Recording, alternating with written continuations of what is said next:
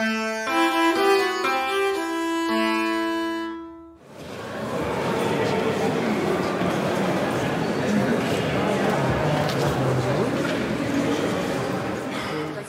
very happy to have Jacob Mariani here this evening. He is the builder of tonight's star instrument, the Grossgeige.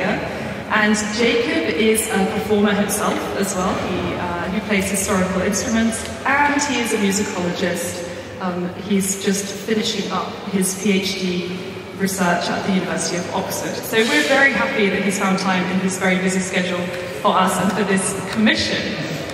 We've had questions coming in about the instruments from social media. I certainly have some questions for you, and I will hand the mic to anybody at the end who has a burning question for Jacob as well.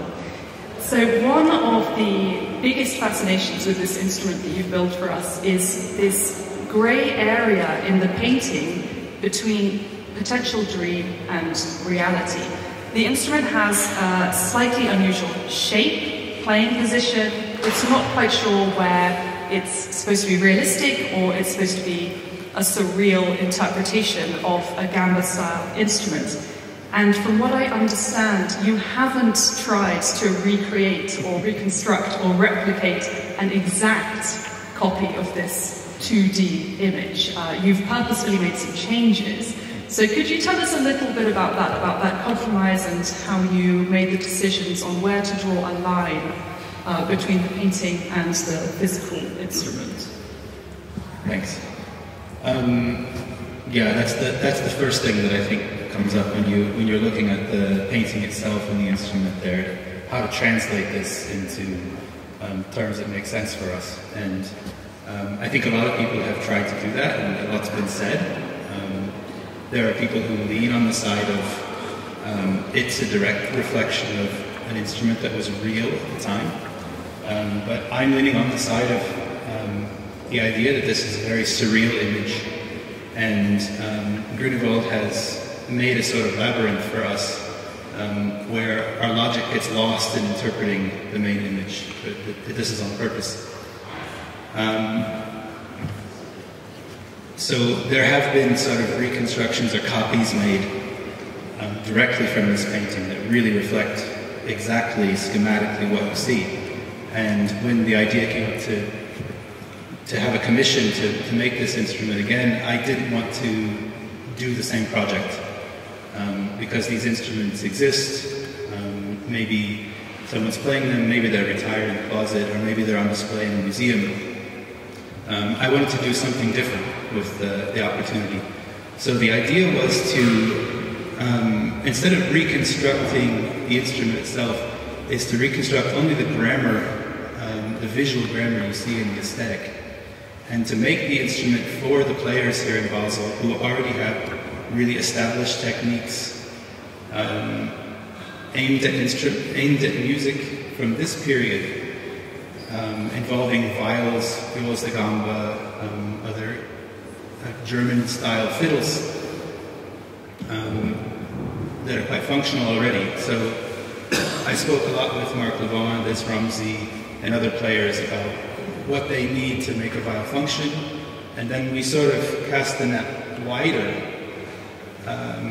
to make a viol with its ingredients that allow it to be played and make music the way we know how, but really importing this aesthetic from the painting. So the outline of this viol is very much like other Renaissance viols and not like the image, but things like the sound holes we kept very similar to the painting, the angle of the scroll, and other lines.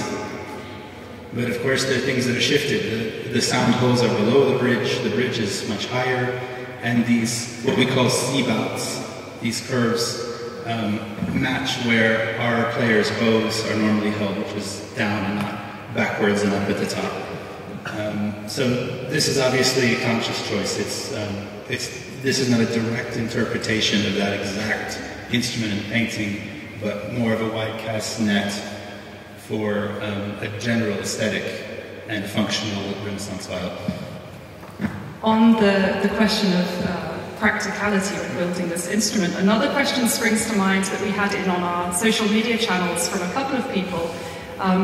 They asked if there's a possibility that this instrument could have been designed for more chordal playing because of the shape of the nut and the bridge. Is this something that is also a possibility? Could you also make a model that would be more chordal in design, or was this a conscious decision to avoid that with this project? Yeah, actually, part of the issue in making it is making enough curvature on the bridge to allow for melodic playing. And we've done that, and it's still, the bridge actually looks very similar to the painting.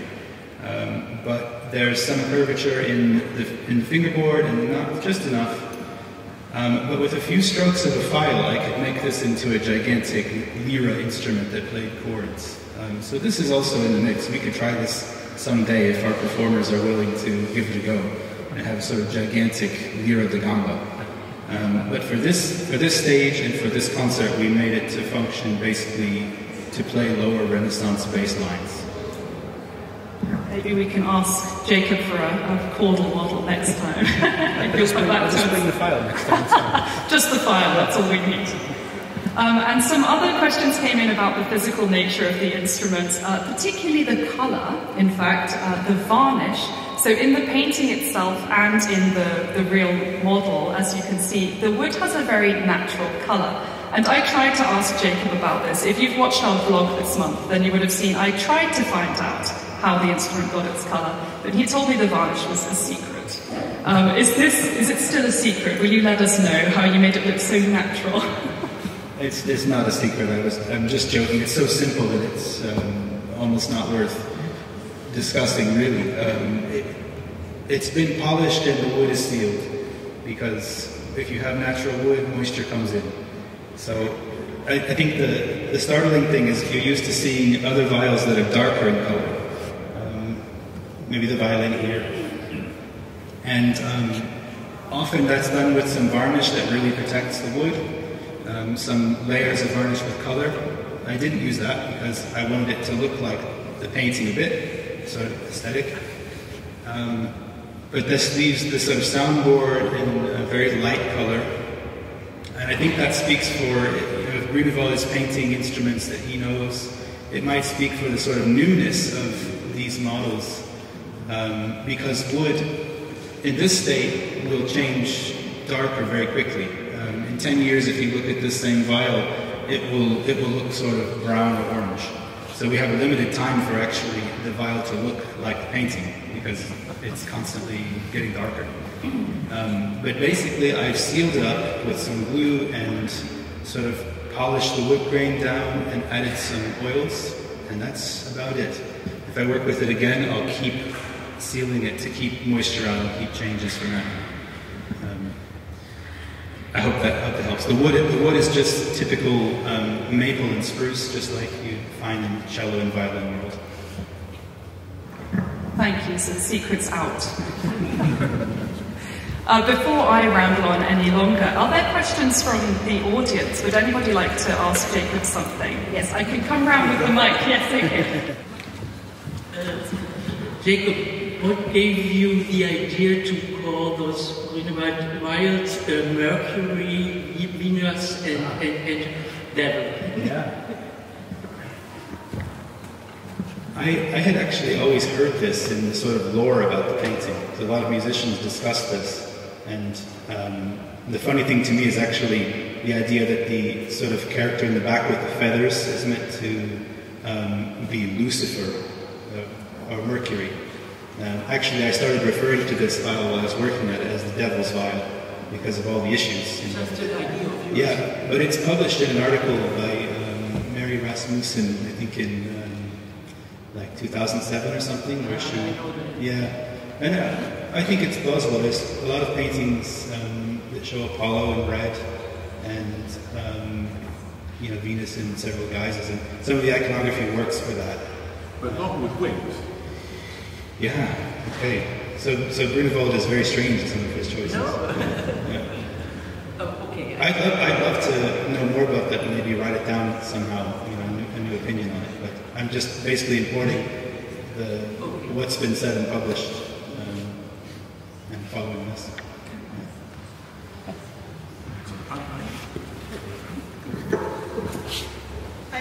about the bow hold that the angel has. Can you explain it?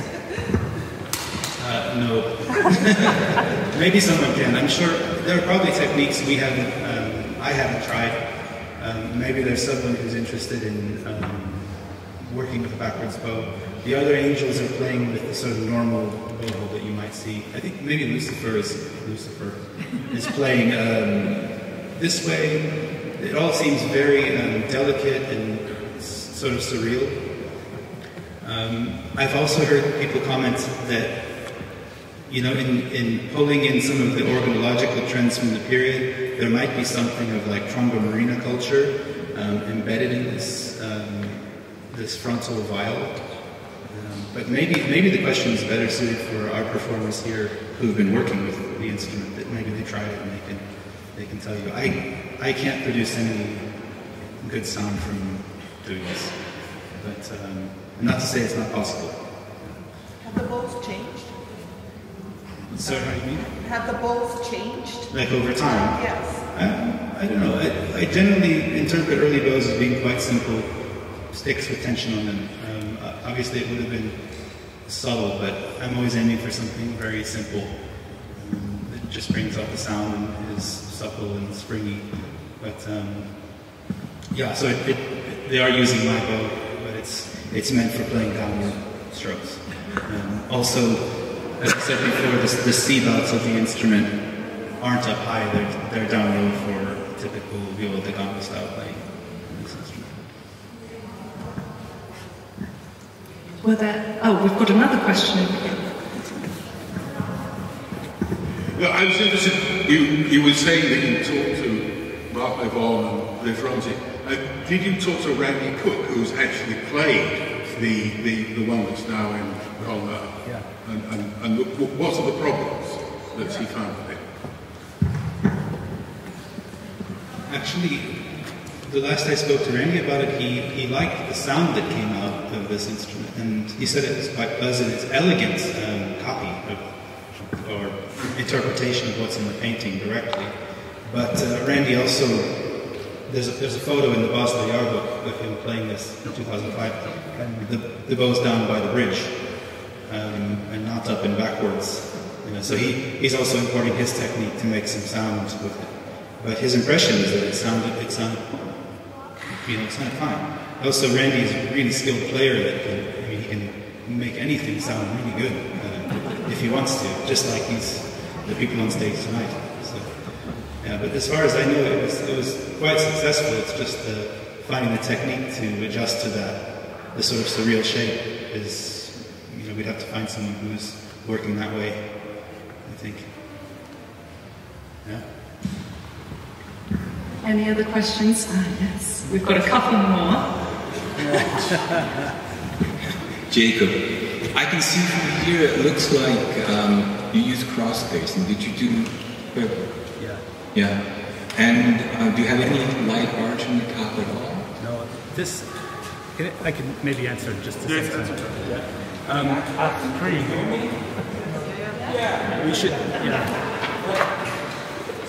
That's all right. That's good. I need the exercise, it's okay.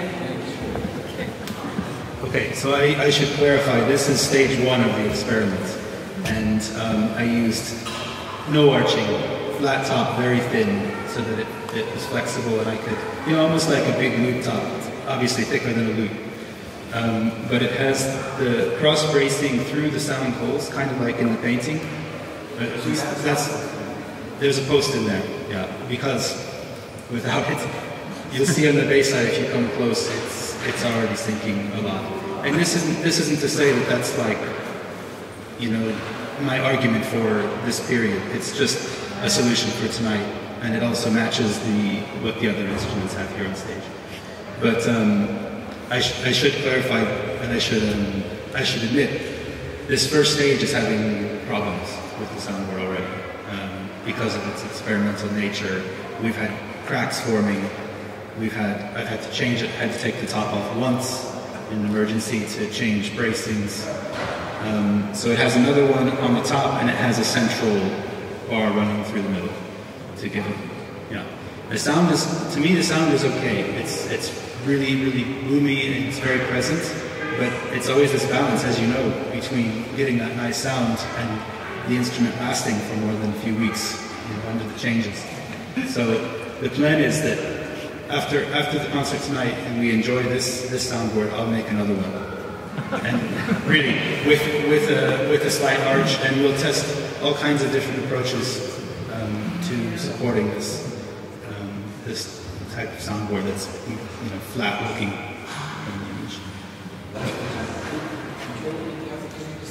Did you ever get the opportunity to see this instrument? I never saw it. I never saw it in person. I'd love to see it. Yeah. Have you seen it? Did you see it ever? No, I've never been by. It's closed. Yeah. There's more in the mix. I think what's interesting is finding things we can look into further. With this project as a starting point.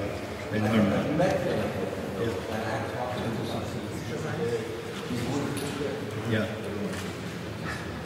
Well, I'm here now, and I'm happy to make trips around and meet everyone who's worked on similar things. So, great questions. I think we've got time for one more short one. I did see a hand go up over here. Is there a possibility of you trying to exact replica as well, or is that out of the question for now?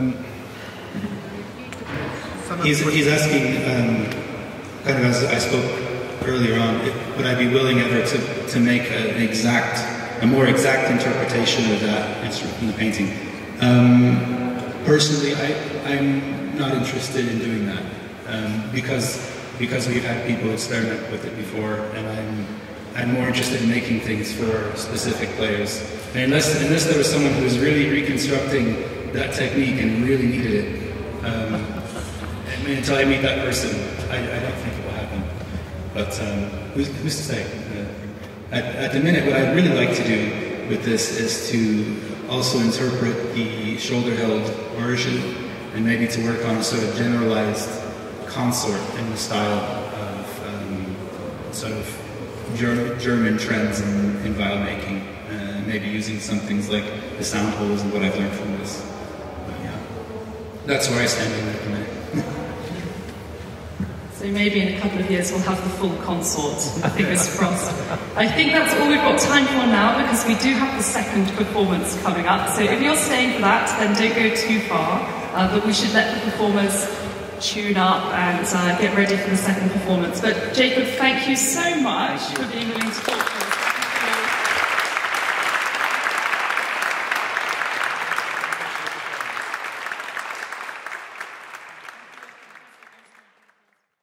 Thank you.